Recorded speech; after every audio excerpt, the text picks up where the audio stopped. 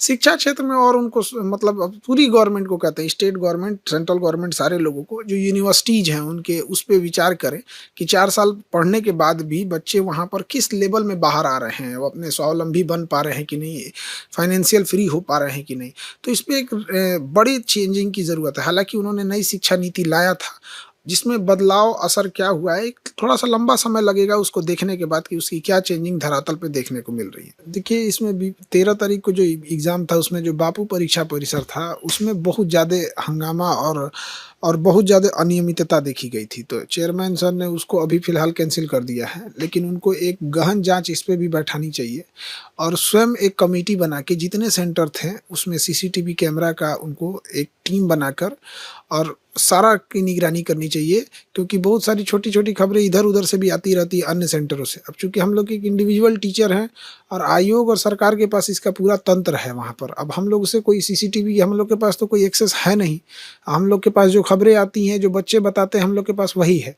लेकिन सीसीटीवी में तो हर एक चीज़ें होती हैं। तो इस पर एक गहन कमिटी बनाकर उस पे एक विचार करना चाहिए, बाकी हर जगह पे ताकि कदाचार मुक्त हो। क्योंकि ये बात केवल परीक्षा की नहीं है। बीपीएससी जैसे संवैधानिक संस्थाओं की साख, उनकी क्रेडिबिलिटी का भी सवाल है। तो कहीं न कहीं बीपीएससी को इस बार परीक्षा लेने के साथ-साथ बच्चों के भरोसे पे भी खरा उतरना पड़ेगा।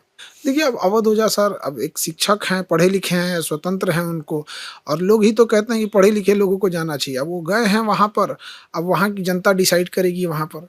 और पढ़े-लिखे लोग को तो हम कहते हैं जो पढ़ा-लिखा है, जो समाज को बदलना चाहता है, उसे आगे आना चाहिए। रही बात हम लोगों को, तो पढ़ाने से फुर्सत नहीं है। 24 के इलेक्शन में सर दर्द हो गया, लोग पूछते-पूछते पका दिए। अब 25 में भी यही पूछते-पूछते रद्द कर देंगे लोग। हाँ, हम लोग 25-25 के इलेक्शन में, राजनीति में हम लोग नहीं जा रहे हैं, लेकिन 25 के चुनाव में राजनीतिक पार्टियों को विद्यार्थियों के लिए भी अपने मैनिफेस्टो में कुछ न कुछ बातें शामिल करनी पड़ेगी। जैसे एग्ज़ाम का कैलेंडर कब होगा, प्री एग्ज़ाम का और मेंस एग्ज़ाम के बीच में कितने दिन का गैप होगा, तो बच्चों के लिए अब ये नहीं कि अब हाथ पे हाथ रख के इंडिया, अब देश डिजिटल हो गया, अपनी माँगों को रखना जानता है। तो ये बात है कि जैसे यूनिवर्सिटीज़ का सेशन लेट हो रहा है, तो जो अपने मैनिफेस्टो में ये सब डालेगा, वो अच्छा है। हम लोग दबाव भी बनाने की कोशिश करेंगे कि भाई आप बच्चों का हित कीजिए, क्योंकि इसमें हमारा पर्सनल तो है नहीं। जो बच्चे भविष्य हैं देश का, उनके लिए लाभ होगा ये।